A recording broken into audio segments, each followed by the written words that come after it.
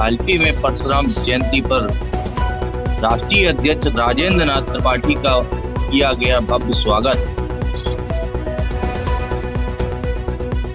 परशुराम जयंती पर कालपी में निकाली गई भव्य शोभा यात्रा।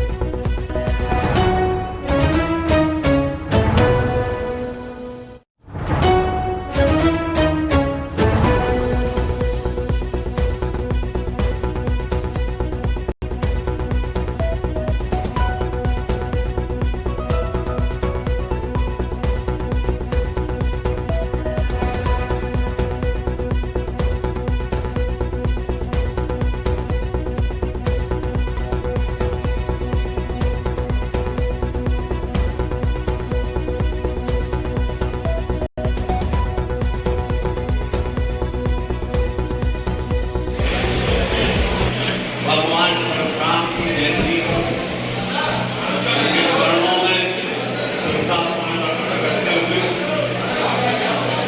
राष्ट्रीय अध्यक्ष मेरे छोटे भाई राजेंद्र त्रिपाठी जी, मंच में विराजमान सभी नेता, साधु महात्मा, जनपद के कोने कोने से आए मित्र बंधु, हमारे सभी कालपी नगर क्षेत्र के सभी सम्मानित बुजुर्ग नौजवान साथियों,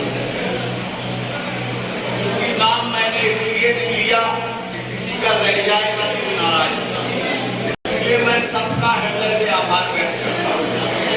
और आज के दिन मैं कई बार कई मंचों से ये बात कह चुका हूँ कि लोगों के मन में एक भाव आता है कि ब्राह्मणों का जो कीर्ति जो यश था वो धीरे धीरे घटा। लेकिन मैंने हर मंच से एक बात कही है कि अगर ब्राह्मण अपने कर्मों के अनुसार वो अगर लगातार जो बताया गया है अगर वो उस पर पूर्णतः समर्पित भाव से रहेगा तो कभी उसका यश और कीर्ति समाप्त नहीं होगी। उसका अस्त्र है गायत्री, उसका अस्त्र है जनेऊ, उसका अस्त्र है आचार और विचार। ये सभी जानते हैं, लेकिन कुछ ऐसी परिस्थितियां आई हैं अगर देखा जाए समाज के अंदर कि हम लोगों को लोग ये कहते हैं कि ब्राह्मण आपस में ही लड़ते झगड़ते रहते हैं।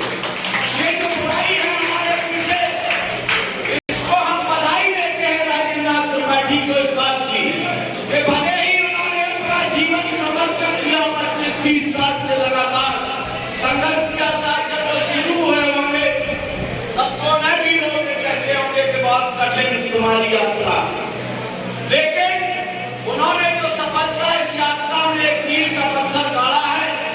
आने वाले नौजवान जो हमारी आने वाली पीढ़ी है वो निश्चित ही इस उद्देश्य के तहत काम करेगी कि ब्राह्मण तो वैसे भी सभी समाज का भला किया। अगर उनका इतिहास देखा जाए, चाहे किस युग में देखा जाए, चाहे सतयुग में देखें, चाहे त्रेता में देखें, चाहे कलयुग में देखें, चाहे द्वापर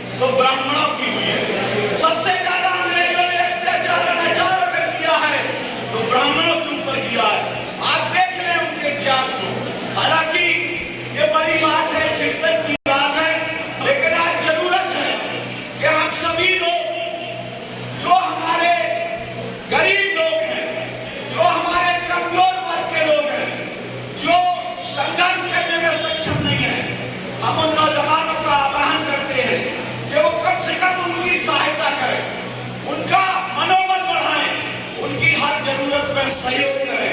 इन्हीं शब्दों के साथ कहने को तो बहुत कुछ है, लेकिन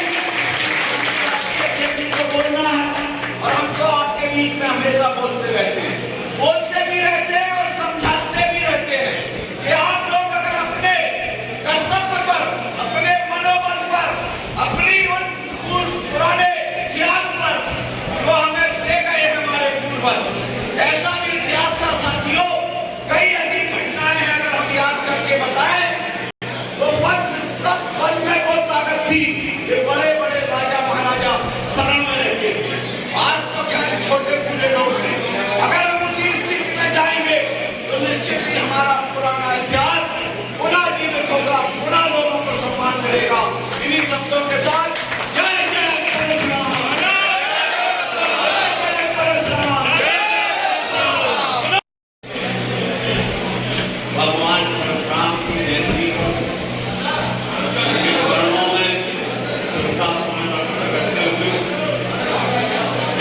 राष्ट्रीय अध्यक्ष मेरे छोटे भाई राजेंद्र त्रिपाठी जी, मंच में विराजमान सभी नेता, साधु महात्मा, जनपद के कोने कोने से आए मित्र बंधु, हमारे सभी कालकी नगर क्षेत्र के सभी सम्मानित बुजुर्ग नौजवान साथियों, क्योंकि नाम मैंने इसलिए नहीं लिया कि किसी का रह जाएगा तो नाराज होगा, इसलिए मैं सबका हृदय से आभार व्यक्त करता हूँ। और आज के दिन मैं कई बार कई मंचों से ये बात कह चुका हूँ कि लोगों के मन में एक भाव आता है कि ब्राह्मणों का जो कीर्ति, जो यश था, वो दिखा है। बोलने से पहले निवेदन, मैक्सिमम 10 मिनट आपसे संवाद करूंगा, उतने देर के लिए एकदम शांति का भीख हम आपको जरूर दीजिए। न्याय के देवता, हम सभी के आराध्य भगवान श्री परशुराम जी के चरणों में नमन बंदन और शीश झुकाते हुए उनके अवतरण दिवस पर आयोजित इस झालोर जिले के कालकी में इस कार्यक्रम में मंचीय उपस्थित इस क्षेत्र के लोकप्रिय विधायक, अखिल भारतीय ब्राह्मण महासभा के प्रदेश संरक्षक आदरणीय श्री विनोद चतुर्वेदी जी, सम्मानित मंच, इस कार्यक्रम के हमारे प्रदेश प्रभारी बुंदेलखंड प्रभारी आदरणीय राजीव पाठक जी के नेतृत्व में सभी संगठन के उत्साही कार्यकर्तागण, क्रांतिकारी साथियों एवं इस कार्यक्रम में उपस्थित सभी श्रद्धालु बंधुओं को जय श्री परशुराम। मित्रों, आज मैं कृतज्ञ हूँ कालकी की धरती पर जो स्नेह, प्यार, सम्मान आप लोगों ने मुझे दिया, मैं इसे कभी भूल नहीं पाऊंगा। प्रसन्नता इस बात की है आज पूरे देश में अपने आराध्य श्री भगवान परशुराम जी का ये जो प्राकट्य दिवस है बहुत धूमधाम से मनाया जा रहा है। 23 साल से जो मेरे द्वारा अनवरत समाज के जागरण का कार्य किया जा रहा था, आज वो फलीभूत देख करके अब तक के किए गए जितने कठिन श्रम मेरे द्वारा किया गया था वो सब भूल गया और दिल आह्लादित है कि आज हर जिलों में, गांवों में अपने आराध्य की जयंती को लोग मना रहे हैं। आप कल्पना करें कि 10 साल पहले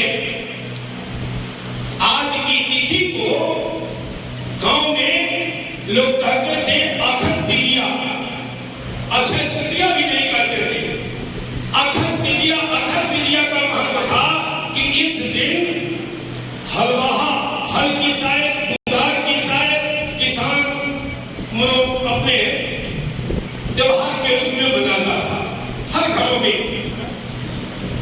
आज यह अक्षय तृतीया, जिसका कभी क्षय नहीं होता है, हमारे तमाम विद्वान के मंच पर बैठे छात्रवादिता है, वसुधैव कुटुंबकम जातिवादिता है। भगवान कृष्ण की जयंती मनाई जाएगी, सारे लोग उनकी पूजा अर्चना करते हैं। भगवान राम की पूजा होती है उनके जन्म दिवस पर, अवतरण दिवस पर, तो भगवान परशुराम जी के अवतरण दिवस पर क्यों नहीं? अगर करें तो सिर्फ ब्राह्मण के खाते में जाएगा। आप जाने, प्रत्येक ब्राह्मण को जानना चाहिए, ब्राह्मण इसलिए आज्ञा करके भगवान परशुराम का प्राकट्य दिवस मनाना शुरू किया। भगवान कहा इसलिए कि वो ब्राह्मण कुल के देवता है, ब्राह्मण कुल में उन्होंने जन्म लिया था। तो यादव के भी गर्व है कृष्ण पर, क्षत्रिय को भी गर्व है भगवान राम पर, तो ब्राह्मण को क्यों नहीं गर्व होगा भगवान श्री परशुराम का? सभी जाति धर्म संप्रदाय वर्ग के लिए, के कल्याण के लिए, पीड़ित मानवता की रक्षा के लिए भगवान श्री परशुराम ने कार्य किया था। आइए बताएं कि भगवान श्री परशुराम है कौन? भगवान श्री परशुराम जमदग्नि ऋषि के पुत्र हैं, ब्राह्मण थे। माता रेणुका के दुलारे पुत्र हैं जो छत्रवी थी। ये चिरंजीवी है, अमर है। मैं कहानी बताऊं, आप इतिहास में पढ़ते होंगे, इतिहास के रचनाकारों ने लिखा कि वो क्षत्रिय कुलद्रोही थे। बिल्कुल मैं खारिज करता हूं, वो क्षत्रिय कुलद्रोही नहीं, क्षत्रिय कुल प्रेमी थे भगवान श्री परशुराम जी। ये कह करके विषमता पैदा की जाती है समाज में। एक कुल के वो द्रोही थे।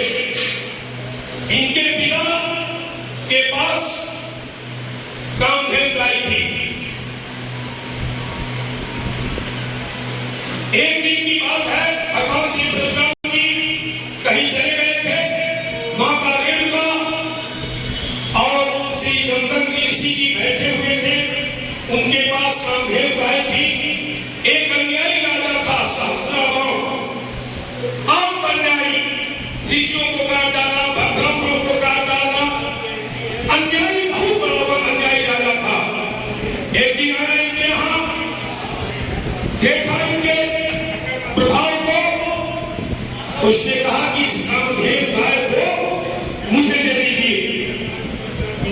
उन्होंने आतिथ्य जो सत्कार होता है आतिथ्य का, ऋषि जी ने किया। उसकी नियत शास्त्र के अनुसार मैं बता रहा हूं, उस अन्यायी राजा का माता रेणुका की तरफ दृष्टि पड़ने पर गलत दृष्टि हुई, गाय देने से इनकार कर दिया। जमदग्नि ऋषि ने इसने अन्यायपूर्ण कार्य किया, आश्रम को ध्वस्त किया और जबरदस्ती गाय लेकर के चल दिया।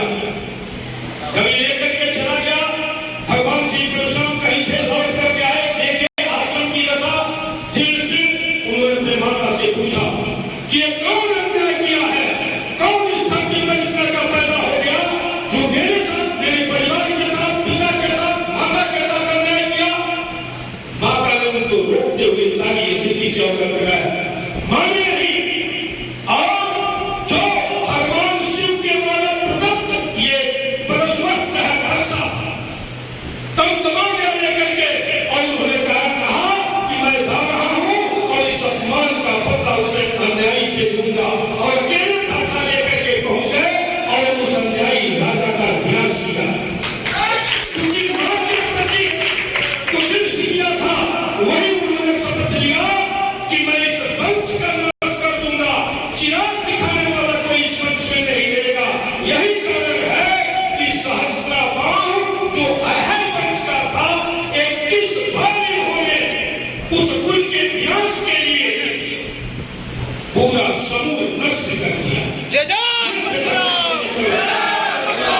हम उनकी औलाद हैं, हम उनकी वंशज हैं, हमें भी इस तरह के अन्याय के प्रति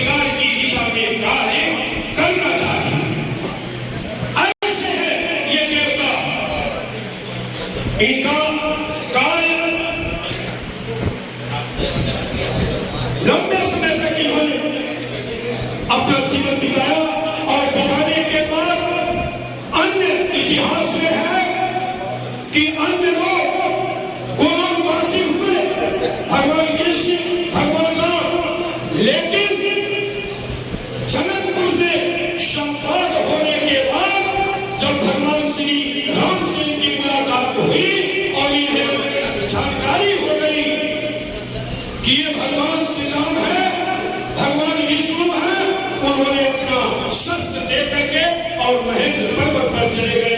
आज भी वो तपस्या लीन है, जीवित है, अमर देवता है। की पूजा करके देखिए, हमें पूर्ण आभास है जीवन में कि जब से इनकी पूजा करके स्मरण करके मैं चल रहा हूँ, निष्कंटक मार्ग में होता जा रहा है। मेरी कोई क्षमता नहीं कि देश के सबसे बड़े ब्राह्मण संस्था का मैं नेतृत्व कर रहा हूँ, कैसे करता हूँ ये मुझे पता नहीं, ये सब उन्हीं की कृपा है, उनके चरणों की कृपा है। मेरा निवेदन है कि जितने श्रद्धालु हैं सबके घरों में मेरा मानना है कि भगवान राम, कृष्ण, दुर्गा, हनुमान जी की प्रतिमा होगी, एक प्रतिमा इनकी भी रखिए और इनकी पूजा अर्चना करिए। मैं दावे के साथ कह रहा हूं कि जिस दिन आपने पूजा गृह में भगवान श्री परशुराम की प्रतिमा स्थापित होगी, आप उसी दिन से पूरा अपना दिमाग लगाइएगा। अगर आपके परिवार